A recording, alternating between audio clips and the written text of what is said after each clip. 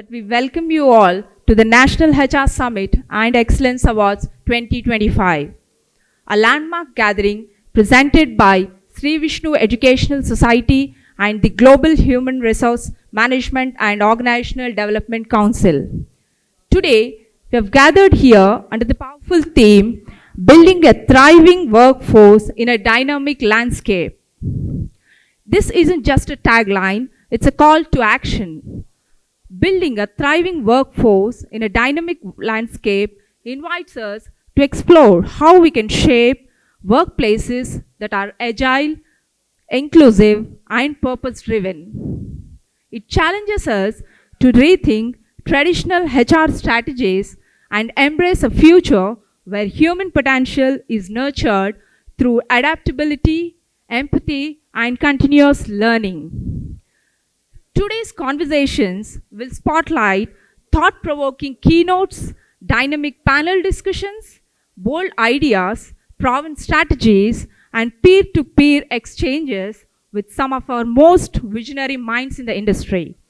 The highlight of the evening will be prestigious National HR Excellence Awards and the exclusive Who's Who of the Talent Acquisition Awards, a tribute to those who lead with empathy, strategy, and courage. These awards recognize not just achievement, the kind that builds better companies and to the power of human potential. We now invite our esteemed dignitaries to the stage for the traditional lamp lighting ceremony. May I request our distinguished guests to kindly come forward for lighting the ceremonial lamp. Sri Ravichandran Rajagopal, Vice Chairman, Sri Vishnu Educational Society. Sri P.B. Kothur, HR Global Engineering Academy, L&T Technology Services. Mr. Sai Sharan, Regional Corporate Head, Nura. Mr. Himanshu Shekhar Oja, Director, Global Resources Management and Organizational Development Council. Mr. Anil Bonu, State Chairperson, Global Human Resource Management and Organizational Development Council. Mr. Sonu Gupta, State President, Global Human Resource Management and Organizational Development Council. Mr. Santosh Ganesh, Founder and Director, Global Council for Promotion of International Trade. Ladies and gentlemen, please join me in welcoming our dignitaries with a warm round of applause.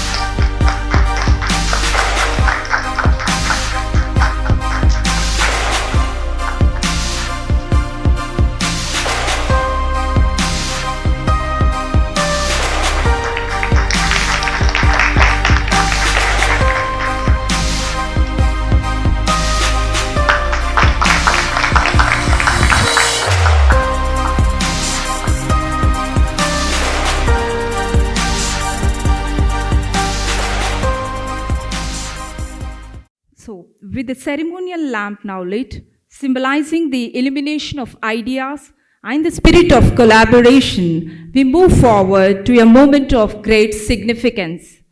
It is my honor to invite Mr. Himanshu Shekhar to deliver the opening address for the National HR Summit.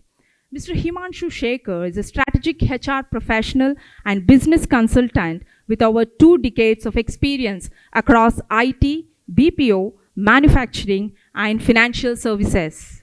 He has led large-scale HR transformations, including growing Aadhar House Finance Limited from 65 to 3,000 plus employees and successfully managing its complex merger with Vaisya. With global consulting experience in India, UK, Riyadh, London, and Dubai, he is recognized as a trusted advisor to C-level leaders. An MBA from Warwick Business School, he was featured in Poets and Quants. Ladies and gentlemen, please join me in welcoming Mr. Himanshu Shekhar with a warm round of applause. Thank you for the introduction. Good morning, ladies, gentlemen, distinguished guests, and eminent speakers. It's indeed an honor to welcome all of you here at the National HR Summit 2025, organized by GHRMODC, that is the Global Human Resource Management and OD Council, and supported by Sri Vishnu Group of Institutions. Today's theme is building a thriving workforce for a very dynamic landscape. And what I understand is that a theme is a subject matter which invites discussions leading to plausible solutions for complex problems thrown before us by circumstances. In the next few minutes, I would like to explicate these circumstances and try to create a cogent rationale as to why we have chosen this theme. So ever since 2020, we have been witnessing one disruption or the other, which has affected life in general and business in particular. The pandemic taught us that work can be done anywhere, everywhere, and that we cannot take talent for granted. Ukraine war exposed the fragilities of global supply chain and nuclear hegemony. The consolidation of power by Xi Jinping and Putin have established that for centuries to come, autocracy and semi-democracy will continue to coexist with very vulnerable democracies now. So all these things are going to impact business as well as our lives. What I feel is businesses will have to grapple with uncertainty over a protracted period of time, and that will be characterized by certain salient features such as 3 generations of workforce, the long-awaited rise of women in the workforce, then consumer getting absolute power because of data, and the consumer will decide now how companies reconfigure their own value chain. In my opinion, leadership in the coming 2 decades will undergo a dynamic paradigm shift. Women will have to be treated as genuine source of talent and soft skills, and not merely a lip service. Dynamic and flexible career pathing for 3 generations, at least 3 generations of workforce living together in an organization. And of course, the emergence of data, it has not reached its saturation point, but it's on its way there as a very, very inimitable source of competitive advantage. So what does this imply for human resources as a function, as an organization? Around 25 years ago, somewhere in the middle of 2000, Dave Ulrich's HR human resource champions came into vogue, and it clearly showed a model where it laid down the imperative of HR playing simultaneous roles of administrative agent, change champion, strategic business partner, and employee champion. But now, 25 years hence, things seem to be a little different. The administrative role has been taken completely by AI. Companies jostle towards, imbibing this particular model. Few of them succeeded, became case studies, but a majority of them, they could not get the essence of this model. For example, even today, we find an HR resource sitting near line managers in a business unit, and he or she is so-called business partner. But the intent has not been there to solve complex business problems through people variables.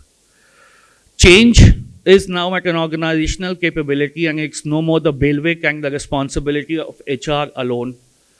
And it is, and one line manager having 50 or 60 people reporting into him, he cannot be the only employee champion, or the HR cannot be the only employee champion. It has to be a complete organization-wide effort. At the risk of sounding a little candid, excuse me for my candor, but I have the habit of speaking the truth. At times, I'm intrigued and also I'm humored by the fact that we as HR professionals, we have been talking about getting a seat at the table. But I think we have not made the genuine effort of helping HR evolve into a decision function. Like marketing evolved as a decision science from accounts, which was a practice. Finance evolved into a decision science from accounts, which was a practice. Marketing, sorry, from the sales part, it emerged. So human resource is probably at somewhere at the crossroads here. And I think the most reliable explanation for this is that we have been still shying away from being a completely evidence-based practice. So, as a matter of fact, and this is an irrefutable fact according to me, that in an organization, 20% of the talent achieves 80% of business results, and still we do not apply the principles of segmentation and optimization of investments and base our policies and practices on evidence. The evidence comes from data. We are yet to become a completely data mature function. HR has to realize, excuse me, that at this particular point of time, we have to be evidence-based and we have to leverage data, because undoubtedly data will not only solve business problems, but it can augment, I think, our realization of ROI in a much bigger and faster manner. Operating models, particularly espoused by consulting firms such as Gartner, McKinsey, Deloitte, I have great appreciation for them, no doubt about it. And even if I want to, I cannot accuse them of plagiarism because they have improvised their operating models from time to time. But I find a flaw, which is all the components of those operating models happen to have equal weightages, which is, I think, is a source of vulnerability. And these operating models, the truth is that they can only be imbibed in letter and spirit by big organizations who have the financial wherewithal and all the resources. What about the startup ecosystem? I mean, standing in Bangalore and not talking about startup ecosystem will be like a kind of blasphemy, because this city has been the epicenter of innovation and entrepreneurship for the last 30 years, yeah, or probably more than that. So what about them? We are at a place, but yes, I may sound pessimistic, but that is not the intent. I just want to be candid, and I stand before a mirror every day, trust me, in my personal life also, and I tell myself that, no, you're not a better person than you were yesterday or day before. So that applies to my professional field as well. We have started going in that direction, which is evidence-based and data, and we have started taking, though forcibly, we have started taking our employees seriously. We need to have a shift in our mindset, because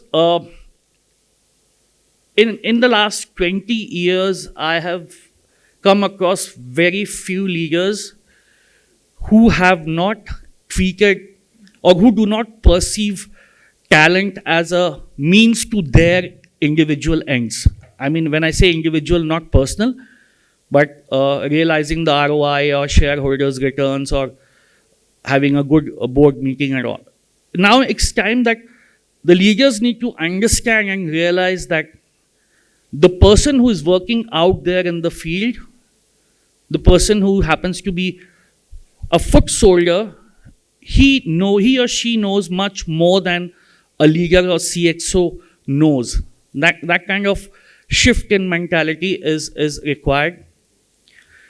So, and trust me, when I read the book Too Big to Fail in 2012, I think, after the financial crisis, the great financial crisis as they call it, I don't know why the West has a penchant for calling everything catastrophic as great, the Great Fire of London. I'll never understand this concept.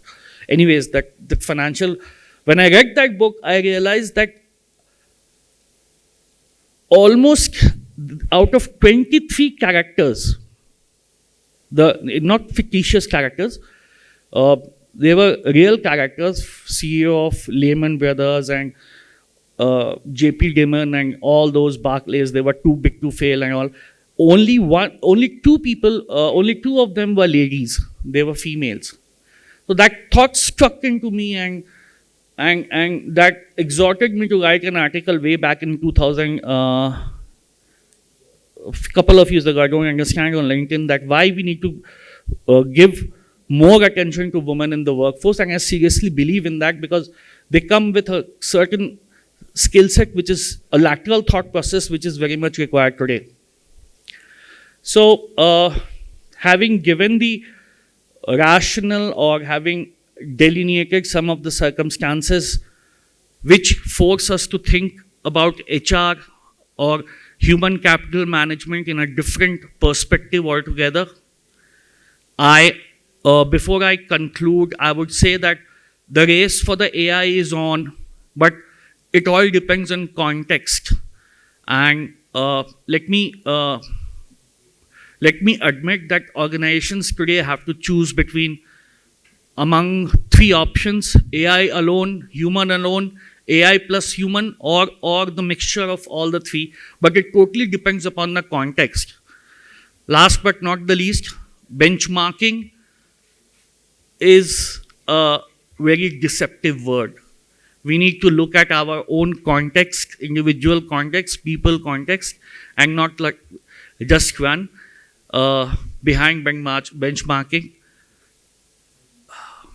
I hope that the 4 sessions, the panel discussions which are arranged today will mobilize our thoughts, ideas, and galvanize us to take some actions, sincere actions, which can help us help HR evolve as a function that promises inclusion, belonging, meritocracy, customized or treatment for people, a big human deal which is still in the pipeline. And I hope that at the end of the session, all of us, when we go back, we have, and I'm sure we will have takeaways, very intellectual takeaways, which will help us to celebrate a lot. With this, I invite Vice Chairman of the Sri Vishnu Educational Society, Sri Ravichandran Rajagopal, for his presidential address. Good luck and thank you once again, ladies and gentlemen.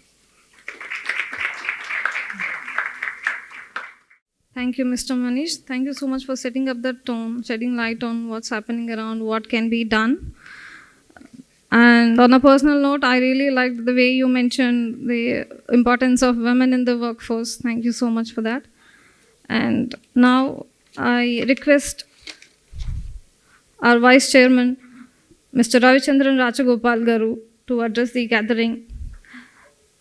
We are deeply honored to have with us Mr. Ravichandran Rajagopal, Vice Chairman, Sri Vishnu Educational Society. Sri Ravichandran Rajagopal is a nature lover, trek enthusiast, passionate photographer, and avid traveler who believes that network is net worth of individual. A mechanical engineer from NIT Trichy and a management graduate from IIM Calcutta. Now I invite our Vice Chairman Garu to address the gathering. Thank you, Dr. Swati, and good morning to all of you. I'm usually comfortable addressing students, and here is the first time I'm addressing a large gathering of, people from the HR community. And I think I need to set the context for the audience, and I'm very happy that I have my colleagues here because we run a large education institution in both AP and Telangana, and I have principals of all my institutions here. And some of the senior faculty and the heads of department. And the only reason all of them are here is because they're wanting to witness for the first time, how do we, network with a large community of industry decision makers. And so therefore today's National HR Excellence Awards 25, we are really privileged, that we are, hosting this, and thanks to Santosh, I think Santosh, Ganesh, and who are, I think, organizing this whole event, is made it possible. And so we are all traveling from faraway places, Hyderabad, Bhimavaram, which is 2 hours from Vijayawada. And so we have a real large battalion to celebrate the National HR Summit and also participate in the awards ceremony. Now, having said that, I'm really also privileged that we have Dr. P.B. Kotturu as a chief guest for today, and all from the industry.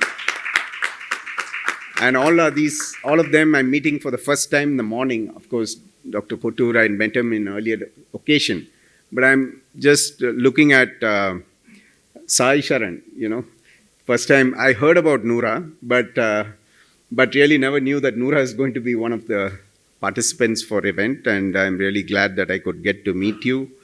And then we have Mr. Sonu Gupta, and we have Anil Bonu, who's having his own startup on the talent space. And definitely Mr. Himanshu Oja, I think you have set the context, but I'm trying to figure out what am I to address, because I need to do it on the fly, because it needs to connect with all of you.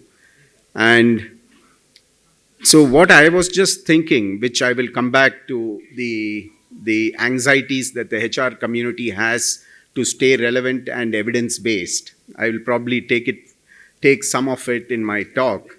But the other thing is, I would say that I'm really motivated by looking at the LinkedIn profile of Himanshu.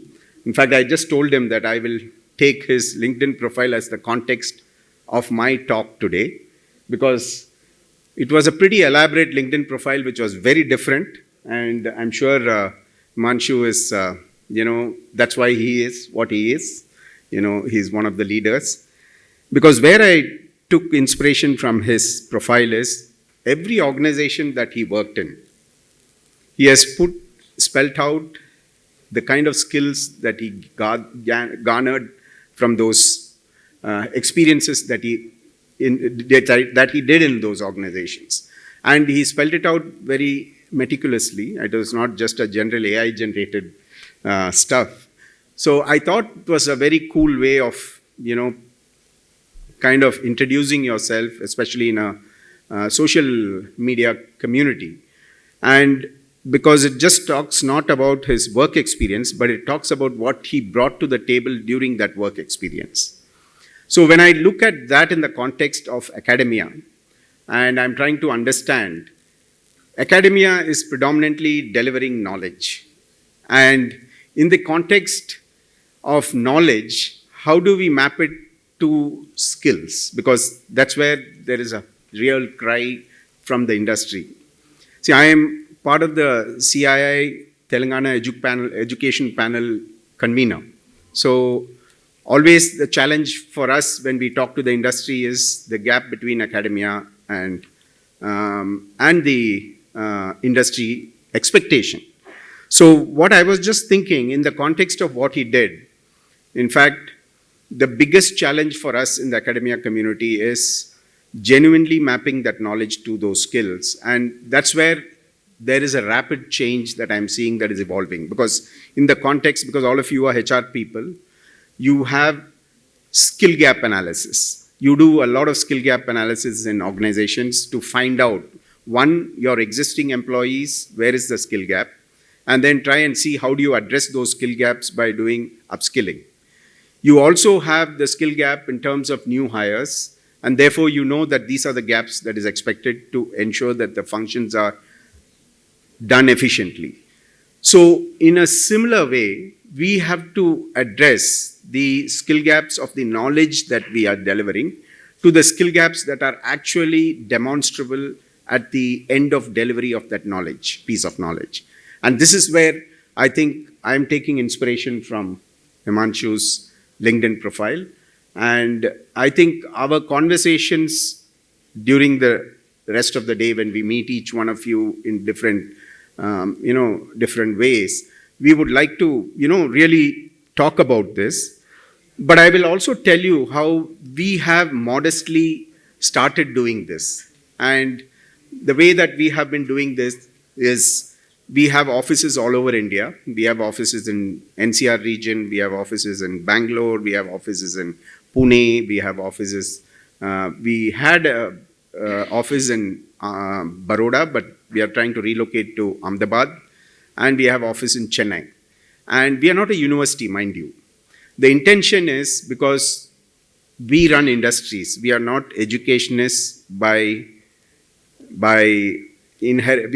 would say we are educationists by inheritance, because this was a founder who was an industrialist who created this education academy, but we have inherited it. So now, having run industries, how do we look education in a very different frame of what we expect that should be relevant to today's industry and also to our students. So that's where I think we have been different, because we are not a VIT Vellore who has evolved since 83 or an SRM who's talking about large numbers.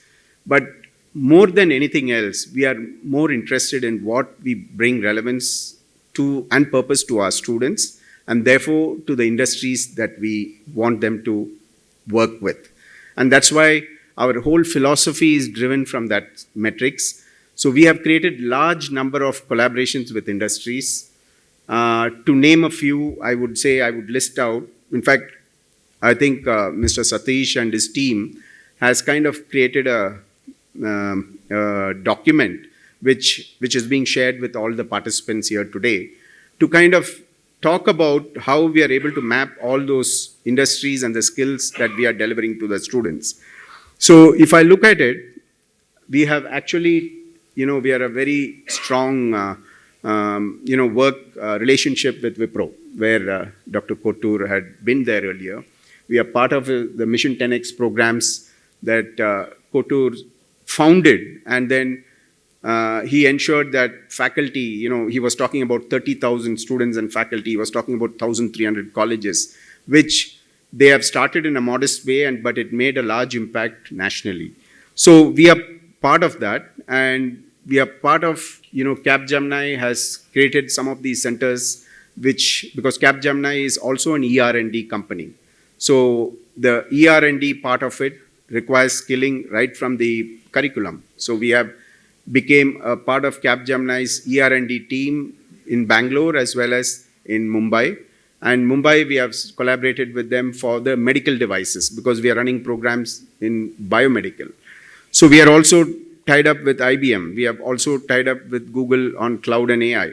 So, of course, all colleges do that, but we do it in a very different way, because there are specific students tasked to this. But more importantly, we train our faculty, and we have faculty champions who champion each of these centers. We have in Bangalore, we have Bosch, where we have tied up with hydrogen fuel cell and electrolyzer. We have tied up with Ambient Scientific, which is into AI-powered processors. And yesterday, I was with Altera, which Intel had acquired, and now they have demerged. And because semiconductors is a big opportunity in India, and how do we train, bring skills that are required in the industry? So we work by going to the industries and building those capabilities in our faculty. So we have done that. So these are some of the areas on which we collaborate and we look different from large institutions. But having said that, I am also kind of very happy to quote Dr. Kotur, because he talked about something which is very, it caught me, I liked it. I liked that quote. What he said was, he talks about ABCs, because I was talking to him, how do we bring relevance between academia and industry? So he said the best way to do that is you create A is an application mindset, B is a behavioral excellence, and C is character building. So I thought this was very cool, and I think if we keep this as our North Star, a lot of things as an academic institution, we will be able to build into the 4 years journey that a student has. And that's our responsibility. And that's where I think we stand out, and we are very happy that we are able to, exchange these new thoughts, which might be old thoughts, but then when you want to internalize, you need a situation like this to try and seriously internalize this. So that was a great discussion that I had. I also would like to share that, see, while I've talked about industry labs, we also have started something very unique with industries, which we call it as co-innovation lab. So Hexagon is a very big global design company in the world, and Hyderabad fortunately has the capability center. So we are working very closely with the managers in Hexagon. See, all corporates have a limited R&D budget. I'm talking of, if the company has to do something new, they have a special team that is given a budget, and then the managers are asked to kind of have futuristic projects that they would like to do, but they want to build capabilities. So those futuristic projects, they have a small team, but a limited budget. So therefore, if there are 20 such ideas, they might be working in just 10 ideas because that is of immediate consequence to the company's future. The 10 ideas, we tell them, why don't you give it to us? And of course, there are issues related to IP, there are issues related to competencies. But what we do is we break those ideas into 3-month projects, tasks. And there is a manager who's assigned to us. There is a faculty we assign to the manager. And the faculty has a group of 5-6 students. And each task is done in bit size of 3 months. And we have been very successful with Hexagon in doing some of the projects, because Hexagon, just for people who don't know much about Hexagon, is a global company into designing for oil and gas industry. So they do a lot of piping diagrams. So just to give a simple example, most of the diagrams are 2D diagrams. So they're just printed on we make it in a graph sheet and then we print it out, and the piping, layout, designs, everything are given. But these are all legacy drawings. Now you want to bring them into 3D because these legacy drawings have to be converted. So they use, they give such tasks to us with a manager, mentor, as well as faculty, who in turn takes it to the student groups and works on these projects to convert them. And there will be an IP in that. In that, IP is basically belonging to the company, and therefore they're comfortable to build that trust with us. So every organization goes through a cycle to build a trust. So this is one example, I would say, which we call it co-innovation, because there is a mutual benefit.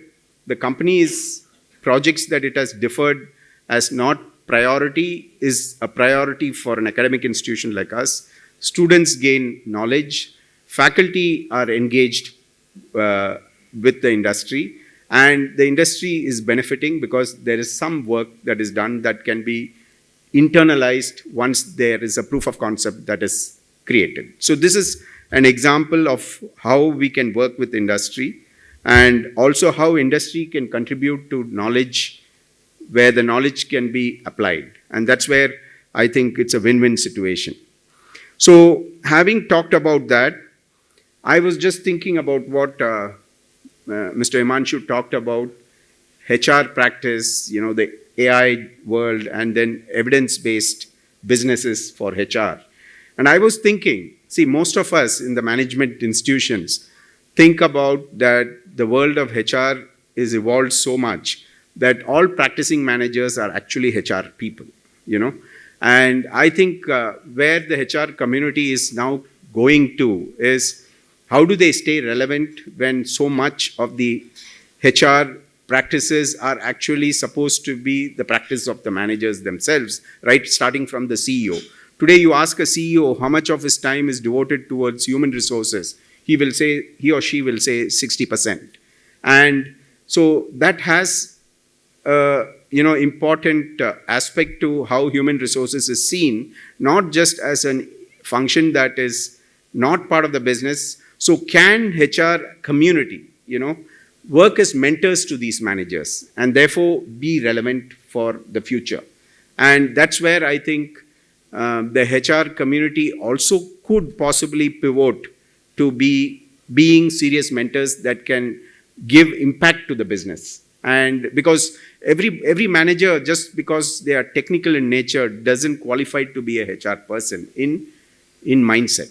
So therefore, the fact that if a project team has to be very successful, if a business has to be successful, the managers require people who have those soft skills in managing people, managing expectations, building KPIs, all this which are core HR functions.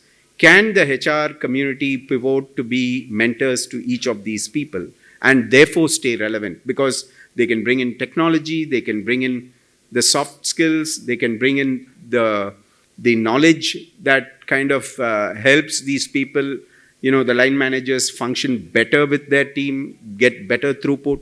So these are some of the softer side I was just trying to think of on what Mr. Himanshu was trying to convey. So having said that, I'm really happy that this program has been organized in a very nice way. I thank the organizers, especially Mr. Santosh Ganesh and Mr. Narayan Pava, who is also not mentioned here. And I wish the National HR Excellence Awards conclave all success and its speakers the very best. Thank you.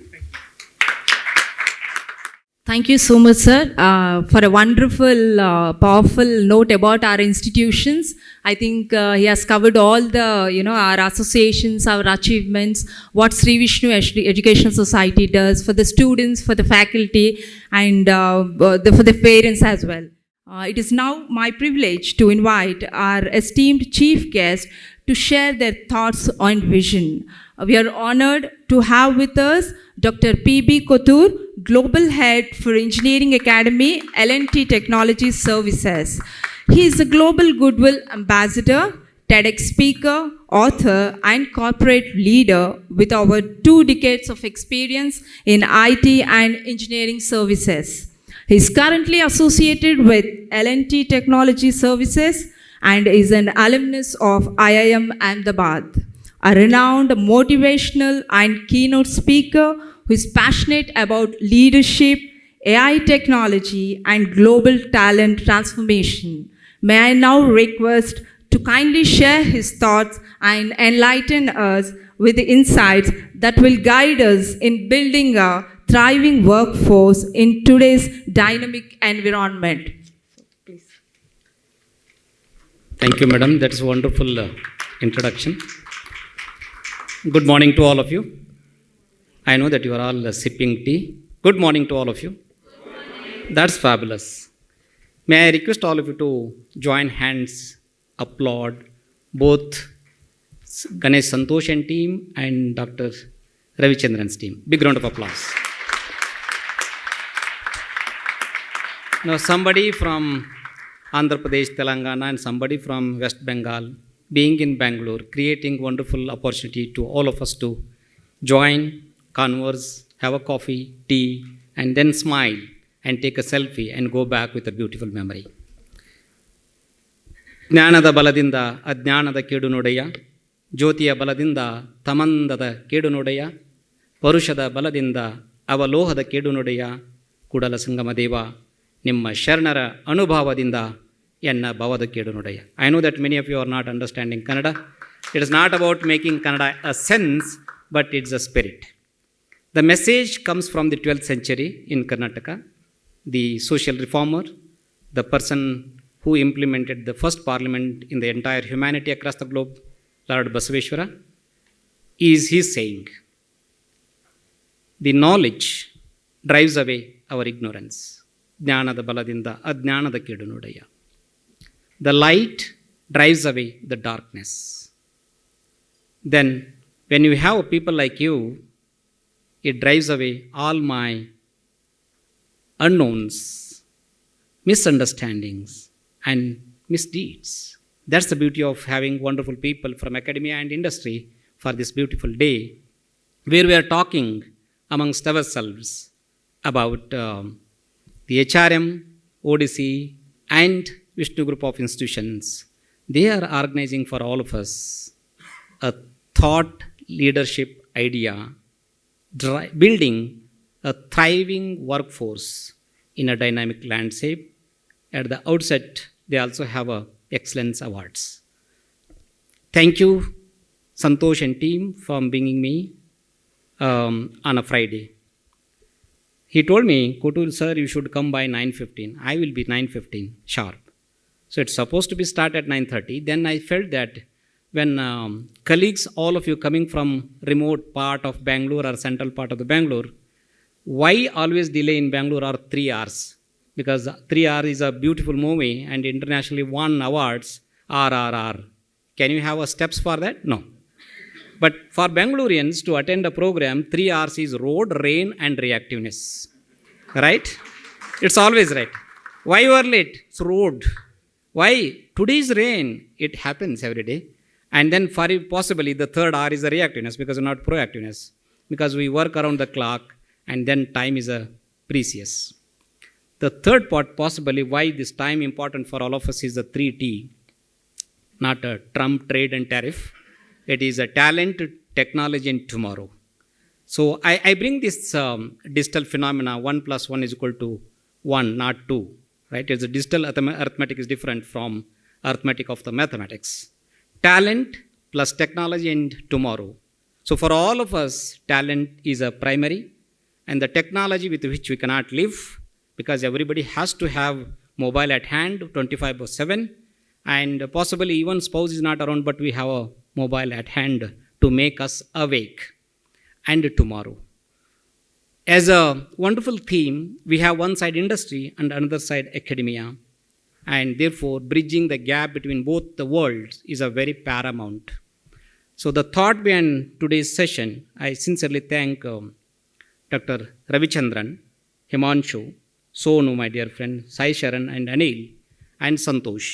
Santosh is only organizing everything behind, but on the front end, we see all the leaders. Idea is to create the beautiful world tomorrow. It is possible with AI. Yes or no? All of you are scared of AI? No, you should not be scared of. A is academia, I is industry. That's all. Very simple, right? If you bridge both of them, you will create a wonderful world. Because that's the world we are around. India is known for its talent, known for its technology, and therefore India creates tomorrow. And therefore, we can leverage the power of the people here, the power of the technology, and AI is nothing. AI, if you don't use it any domain, it is nothing. It is nothing. And you need not be scared of. AI, when applied with domain, it is a power. Sai Shiran, you create the wonderful. He brings the AI plus medical devices and then scans each one of you, invasive, non-invasive. Both he can do if he wants. That's the power of AI technology. And when you look at the entire country across the globe, the power each of you have contributed is significant. My heartfelt gratitude to all of you, both academia and industry.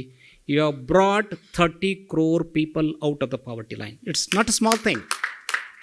When I was a young boy in the village, going to colleges, schools, whenever went to cinema hall, we used to see on the screen, India is a third world country. What is that? Third world country. Today, world's third largest economy. In just 20-24 months, Who has created? All of you, all of us. It is just the same land. Borders are not expanded. Only brilliance has expanded. People have not made money out of anywhere. People made out of the thing above the neck. The success and failure always determined, and we chose the success over the failures. We learned from failures, we drove success. That's what today India is growing faster with young talent, faster with implementation, and faster with innovations. When you bridge academia and industry, you need to bring 3 I's. So, Dr. Ravi always tells that ABC, just we spoke. 3 I's, it is not Shiva Paramatma, that Trinetrudu. First I is ideas. Both academia and industry should have ideas. Second I is investments. Kanchanam Karasiddhi. The third is an implementation. You have enough of ideas, filter it out what is the best for us, bring investment, enough people are there. People who joined industry 95 to 96 are retiring and they're becoming entrepreneurs, and they're all having a money. It's a genuinely earned money, not like politicians. And investments come. Government of India, for every young person coming with a startup idea, gives 50 lakhs. Government of Karnataka gives 35 lakhs. I'm on their skill development, and we see every year 50 lakhs is given for a young boy or a girl to come up with a unique idea. Investment is there. Only where we possibly need to speed up is implementation. Get into the things and get it implemented. Don't drag it. Don't drop the ball. That's an important message for all of us. And interestingly, we are blessed with 3 Ds: demography, diversity, and digital. What else you need to implement the 3 I's? Very simple, because we have more than 60% of the population are less than 30, and we are also youngsters. Absolutely, we have more energy than our 20s and 25s. So that is the energy that we have to leverage for the betterment of the country. Viksit Bharat is not just the slogan, Viksit Bharat is a reality. And we have moved from 11th economy to 4th now, possibly we progress faster. We have blessed with the brilliant academia who have contributed significantly. Even as an industry, we can claim that we created, but the talent came from them. And we all come from them. Without A, there is no I. Therefore, AI is a combination. So therefore, we have to talk about 3 C's: connect, converge, and collaborate. But I have been hearing from industry institute collaboration for the last 40 years, and now it is important that we have to do it. Look at Government of Karnataka has a guarantee programs. 59,000 crore it spends. But all the India incorporation spends 1.2 lakh crore. But you don't get name. How much? 1.2 lakh crore or 2.2 lakh crore, which is equivalent to India's agricultural budget. But nobody's talked about it. Nobody's talked about it. When Ravichandran was talking to me, I mentioned about Mission 10X when I was in Wipro. We implemented as a cause for the societal transformation. 30,000 professors are trained on methodology of teaching engineering. We made the teachers sing, dance in the classrooms. Their PhDs felt initially that they were shying, but I see some of the faces here, some of the teachers, they sang, danced in the classroom to make their students inspired. So that's the beauty of the industry institute collaboration. And therefore, when you bring that energy into the classroom, you can create a wonderful. Grateful to all the academia who have made India prospering and progressing, further creating the dream realization. Possibly I will close because there are so many other brilliant people, eminent people talking about. In the HRM side of the story and the industries, one important message which I always believed and practiced: people are not prophets. And without people, no profits. Thank you so much.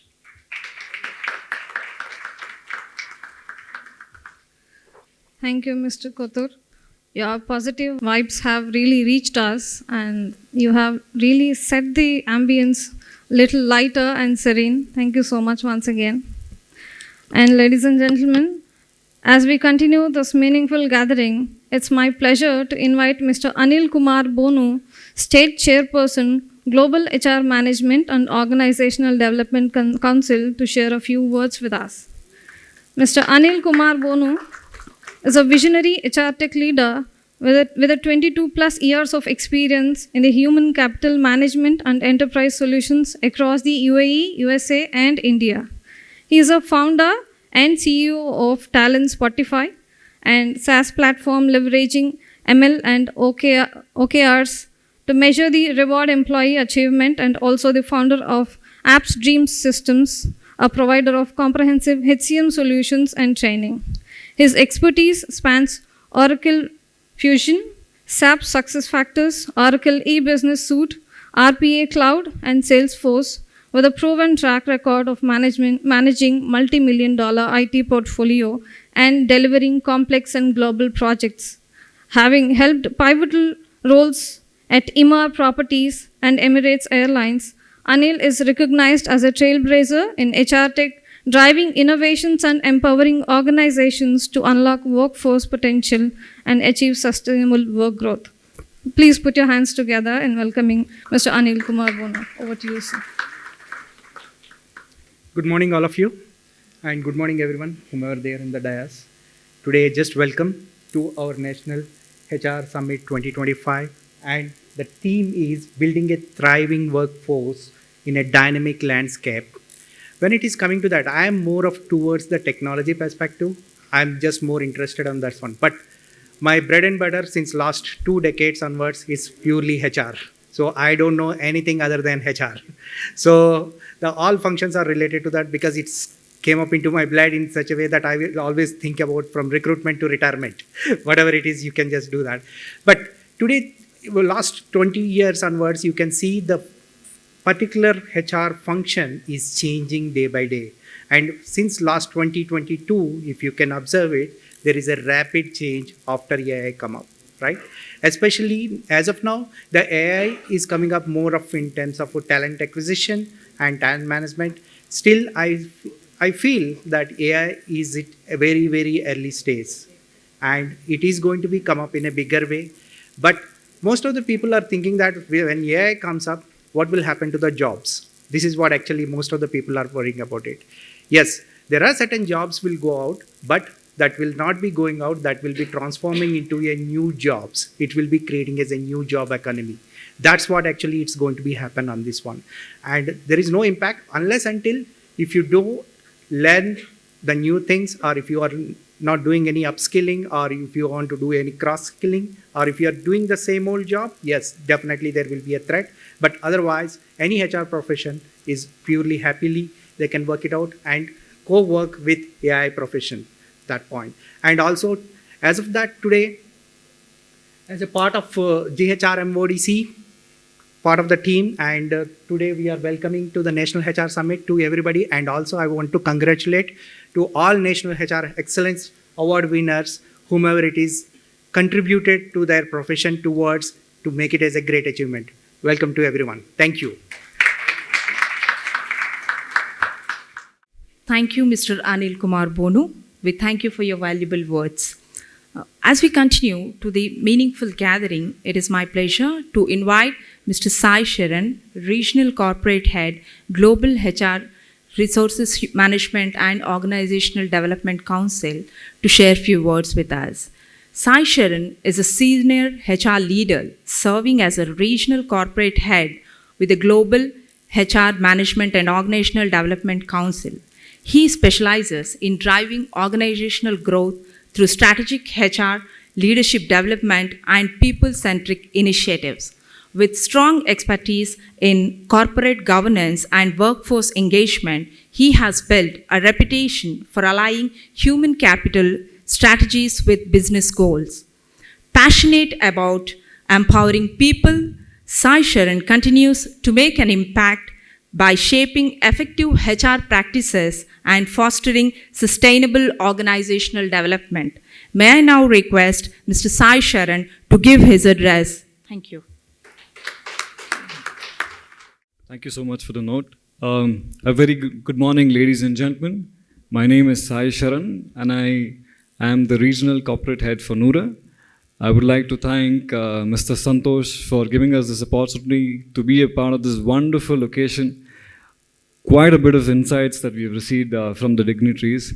on dais, and I'm really privileged to be here. You all are winners here today because the kind of spirit that you all have kept up, despite of incessant rain, has been truly phenomenal. Thank you for being a part of this event.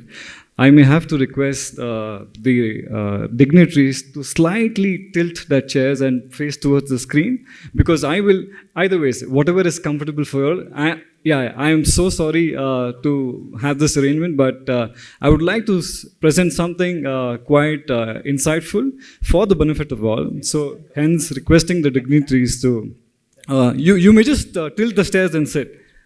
Chairs and sit. I think that should be fine. Yeah? Okay, cool. I would like to begin my presentation with a small video.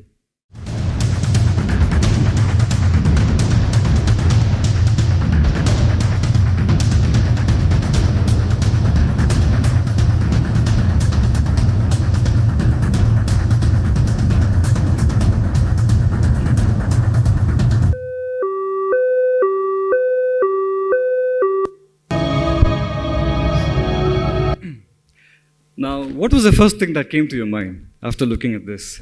Well, just to bring in some relevancy here, it was an exciting race, but not an ideal ending, right? All of you all enjoyed it, but till not the end part. So just imagine, you're the body as the car, and mind as the driver, and heart as the engine. Now, if we don't have our engines, that is the heart, in check and measures, which is a subject matter of wear and tear, our life goes for a toss. Hence, the importance of preventive screening. No matter what you're doing in life, if you were to get your health checkup done, you're on top of your health and you can continue to do what you love. Before I get to this definition, so the routine that we follow, normally when you're not well, you go visit a doctor, the doctor prescribes some medicine, and some tests. Basis the severity of your case, you either go to a hospital or a diagnostic center, right? Agree? Now, by definition, screening means testing the healthy population. It is an orientation taken by an healthy individual. It's a proactive measure taken by oneself to say, hey, I know I'm healthy, but I do not want to be taken by surprises in the present or future, which is why I opt to screen. Right? So that is the definition of screening. And Noora is in the space of screening. So we are a Fujifilm organization. Fujifilm. Anyone who has good memories with Fujifilm? Wow, that's great. And that's one of the biggest leverages Fujifilm has, imaging technology. They are so smart. Rather than becoming irrelevant in the market, what they did, they pivoted themselves into medical equipment manufacturing, and thereby started building screening centers across the country, right? So we are a Fujifilm organization. Noora basically means new way of radiology. We highly leverage upon imaging technology to pick up the slightest of the health concern that is there as a threat lurking inside your body, right? Moving forward. Our objective, I'm sorry, you may not be able to see the full article. This is basically an article which was covered in Hindu. What does it say? India lacks a systematic screening program. India lacks a systematic screening program. Thereby, by having more screening programs, we will be able to save lives. Early detection happens, and therefore, people will be able to have a greater longevity. That is precisely our objective. That is to save life by setting up more and more screening centers across the country. Now, our uniqueness. Our respected dignitary spoke about AI, right? I would like to also talk about AI, but I will expound more about it in my upcoming slides. Now, this is our center that you see in circle. So this is the screening center at Indiranagar, Bangalore. And one of the uniqueness that we have at our center is the serene environment. We make it more welcoming to the guest. We don't call them patients. We call you guests because it is important coming from a Japanese background. Not only the technology aspect of it, we also believe in good hospitality. Normally people don't like going for the health checkup because they're already in anxiety and they are in the confluence of asymptomatic people, hospital environment, so on and so forth. But we are a standalone center. Every guest is a VIP for us, and it is a handheld assistant. So we have a dedicated person assigned to the guests from point A to point D by the time for them to complete the whole screening. Can anybody guess how many minutes we take to complete the whole screening? Huh? That's quite futuristic. Right. Well, the answer is on the screen. We take about just 120 minutes to complete your whole screening process. You heard it right. What is a day affair of about 7 to 8 hours? We have reduced that to about just 120 minutes. Can you believe that? You come at 9 o'clock in the morning, then by 11, you can move out, continue to do what you like. You can go back to your offices. Now, imagine the kind of time saving that happens. HR would be thinking, oh, why not? Let's adopt this, right? So it is the thought of the hour. And I would also like to add on to the way HRs have responded to our solution. They have been quite adaptive. At the same time, they have been able to save lives of many of their colleagues in the organization. Right? So the best part is the doctor consultation happens on the same time as soon as your screening process is complete. What does that lead to? It leads to action from day one. From day one, you are able to be in action about your own health. You get to know the results in just 2 hours, and you can start taking those corrective steps to ensure that you're on top of your health. Moving on to the AI technology, right? Like we had Dr. Putter talk about AI. Domain expertise and AI is a big strength, and that is what Fujifilm is leveraging upon. Now we use CT scan machines to screen your body. Now what happens? Traditionally, CT scan machine is a subject matter of radiation. A traditional CT scan machine emits about 50 times that of an X-ray, and a low dosage of radiation is about 10 times that of an X-ray, but an ultra low dose of radiation is just 1 X-ray. That is what we use at Noura. We use ultra low dosage of radiation to figure out your health status. But there's a problem. When we use an ultra low dosage of radiation, the image quality goes for a toss. It becomes quite noisy and grainy. The first image that you look here, you can't really comprehend that. That is when the first AI step kicks in. It cleans the image, right? So it sharpens the image quality, makes it more comprehensible for the person who is reading a report. Second, AI becomes a good supporting tool. It helps the radiologist and the doctor to find any lurking threats within the reports. So it is the domain expertise plus the AI again coming in, right? So our radiologists highly leverage upon the AI. It's a good decision support tool, but not the decision maker. It is the radiologist who makes the final call. So here's a case study. You must be saying, Sai, what have you guys really found out with your screenings, right? So this was a mammogram which was conducted in Japan for 3 years, 2011, 12, and 13.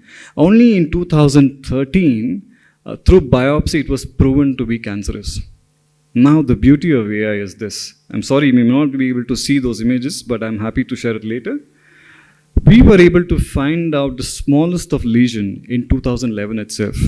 It had started to grow in 2012, and 13 had captured a larger portion of the organ. Now that's the value that we bring on table. If everybody opts to screen, there is a scope for early detection. And that's how we are saving lives. Moving on. Some of the key tests that I would like to expound about. Now before I go that, there's a picture on your right. Basically, this says that whatever you eat is a direct shadow on your heart, right? So eat healthy, live healthy, right? Some of the key tests that we do at our center is the heart calcium score. Number one killer in India today is heart attack. You've seen your friends collapsing, you've seen your colleagues collapsing, playing a sport, or just attending a marriage. Why is it happening? Clogged arteries. We do a simple non-invasive scan to find out the coronary calcium deposits in your arteries. And we give you a hint saying, hey, it's time for you to check. It's time for you to go see a cardiologist and do what is required to keep on top of your health. Now, visceral fat.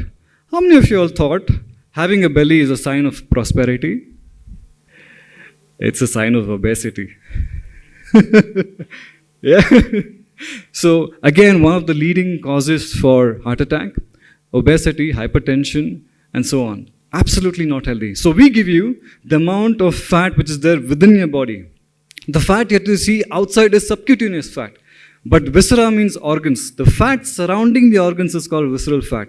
It is quite vicious in nature. You can definitely reverse it with good diet, exercise, and a healthy lifestyle as well.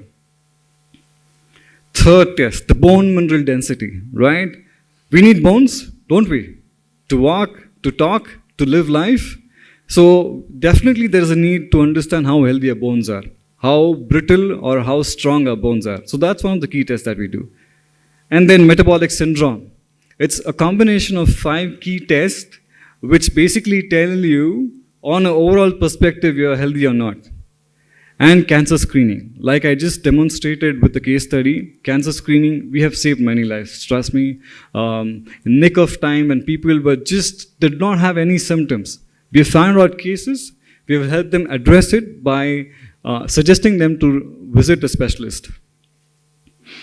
You're asking, if you're thinking, Sai, how is it even relevant? Now, this was an article which was posted by Times of India just about last week, 12th September. It says, basically this talks about 4 non-invasive tests to check if there are any clogged arteries. Visceral fat is one of them, and they also mention about advanced cardiac tests, and heart calcium score is one of them. So it is relevant. What we are doing is relevant. 75% of the tests that we do at our center is directly linked to the ailments that are connected to the Indian society, right? So these are the 2 key tests that is relevant to the article here. Now quickly, just to wrap up, we have our beautiful centers and this has been our journey so far. So we started in Bangalore in 2021, we moved out to Gurugram in 2022, and then Mumbai in 2023, Hyderabad in 2023, and Calicut. One of the best centers that we have ever had so far. It is built across 33,000 square feet. It is a global innovation center. So our vision is to have, by 2050, our vision is to have around 500 centers, both globally and in India as well. So that's the vision that we have, and we would want to train like academia, right? So we want to train people to our best levels to ensure that they know how to do their programs at respective centers. And this is how our centers looks, by the way. This is our center in Mongolia. We have 2 centers in Mongolia and 1 in Vietnam. And we have 3 centers as we speak getting ready in Cape Town, UAE, and Philippines as well. Nothing but we invite you to be a part of Good Health. Thank you, ladies and gentlemen. It was lovely to be a part of this session. Thank you, Mr. Sai Sharan. That's a great integration of medicine and AI. I wish our AI students are here to witness this. Now, I invite Mr. Santosh to hand over the mementos to the dignitaries. May I request all the dignitaries to come to the dais, please.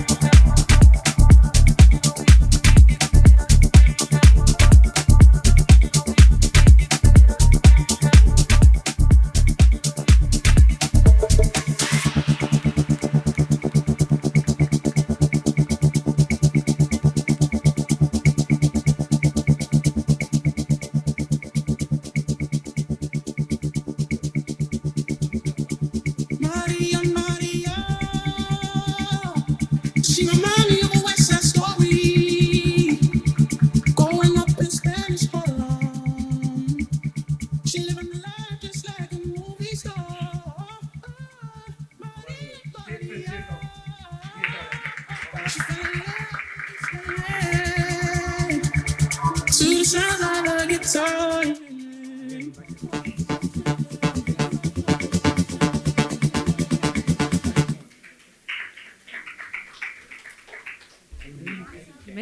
last speaker, Mr. Sonu Gupta, he would like to share a small video clip as he believes in visuals and he says a video is more than 100,000 words. So we hereby present a small video that helps us in knowing something better about Coder's Brain, a company devoted to bridge talent gap in AI and technology, which provides on-demand developers across technology. Welcome to Coder's Brain. We don't just fill roles, we build powerful tech teams, the team which goes beyond your expectations. With flexible hiring, real-time collaboration, aligned with your mission, we're not just filling roles, we're shaping the future. With over a decade of expertise, we've empowered more than 500 plus companies to scale at speed. In the last 10 years, we've deployed more than 4,000 plus developers over various MNCs. Many of them have been successfully converted into permanent positions under our C2H arrangement. We deliver on-demand developers quick, seamless, and efficient. Meet Sonu Gupta, the visionary behind Coder's Brain. With over 27 years of experience in IT, he founded Coder's Brain in 2015 with a bold mission to redefine how workforce solutions are delivered. But his vision goes beyond business. Under Sonu's leadership, Coder's Brain has empowered women by creating flexible, work-from-home opportunities. Today, over 80% of the team is made up of women, many of whom support their families while building meaningful careers in tech. At Coder's Brain, we deliver end-to-end recruitment process outsourcing, from sourcing top-tier IT talent to building dedicated offshore development teams. Whether you need project-based or hourly support, full-time hires, or strategic consulting, we help you scale smarter, faster, and globally. With ready-to-deploy bench resources and flexible staff augmentation models, we make it easy to ramp up your team on your terms. Our strength lies in combining talent, technology, and transparency to turn your vision into reality. Begin by sharing your hiring requirements. Our subject matter experts will evaluate your needs and match you with the most suitable candidates. After interviews, we ensure a smooth and efficient onboarding process that is efficient and reliable. With a strong portfolio of 180 plus clients and access to 400 plus skilled in-house developers, Coder's Brain offers the scale and capability to accelerate your growth with confidence. We cover all kinds of skills: front-end, back-end, full-stack, DevOps, quality analyst, MERN, AEM, Salesforce, Oracle, RPA, blockchain, React Native, 3D UX design, and more. At Coder's Brain, we speak your tech language and we build what's next. As one of our clients says, their ability to guide us with best practices made a big difference in implementation. Recruiting is easy. If you are building legends, that takes Coder's Brain. We bring strategy, speed, and the right people so you can bring innovation. Stop. General Manager, SBI. Yeah, good morning, ladies and gentlemen, the speakers and other guests. It's an honor for us to be part of such a distinguished team of HR leaders and decision makers.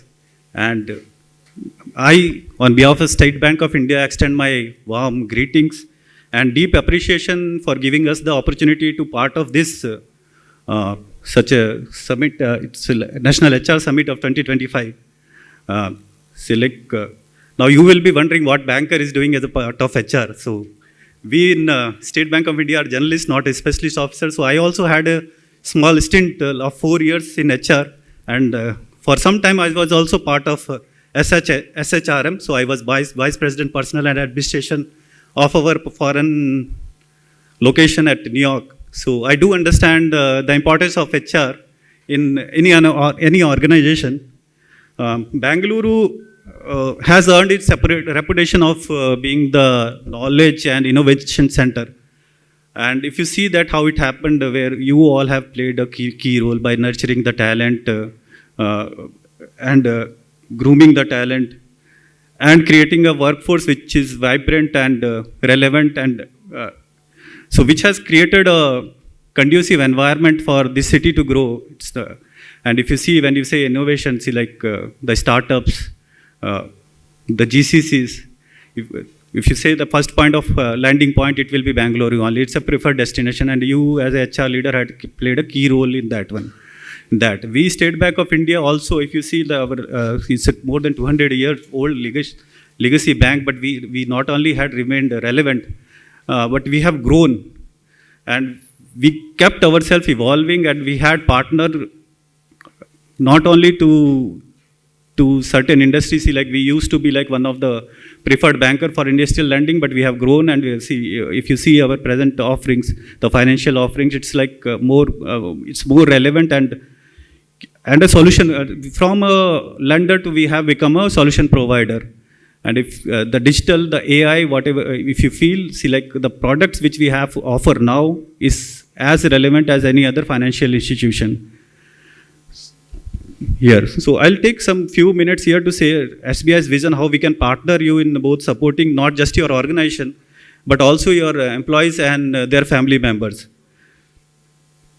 See, employee, now if you see, like when you say employee well-being is a shared goal. So it's not only your responsibility, it's like as a banker, we thought that it's our responsibility also. So more than what you offer is like health, wellness program, maybe career development opportunities, learning opportunities.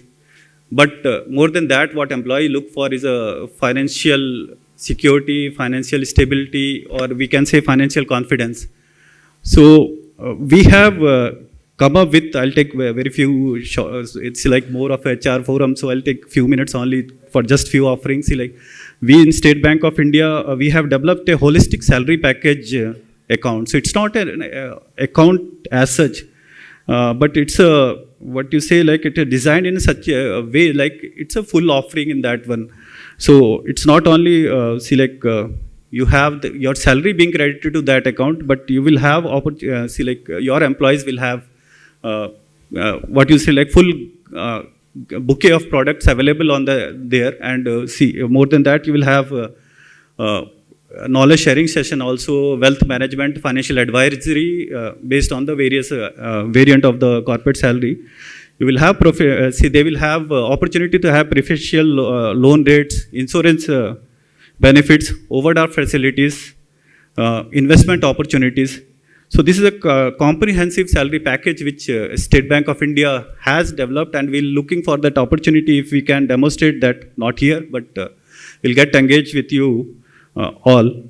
And see, our objective remains very simple, that we stand by your employees at all times. So whenever you are having any employment engagement program, see, we like to partner with you. See, like as some of the speakers were telling about that, it's a era of collaboration. So we need to collaborate to give a full, when you have this engagement program, we can come up and we can very well make them understand what are the how the financial market is changing, and what advisory services or what they need there, where we can chip in, and what is available with us, which they are not aware of. So this is one thing which we feel is more important. And other than that, as I already said, that we already had a niche in corporate lending, which we are already into. But you being HR leaders, we will be looking forward that we can have a connect with that one. We have our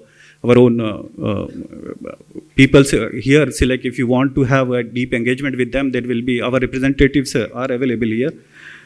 So they will be explaining that in this one. When we are talking about this employee engagement program, see if we can be part of that, and we can always guide them like how they can empower themselves, especially in terms of wealth management, credit score management, as well as the investment advisory. So this is a full package, I think, which an employee will be looking for, and will always like us to be welcome as part of that offering. So I'll keeping it very brief, and thank you all for giving us this, giving me this platform today, and looking forward for a fruitful discussion. Already have witnessed some of valuable insights from various HR leaders. So thank you all. Thank you, Mr. Pankaj Kumar.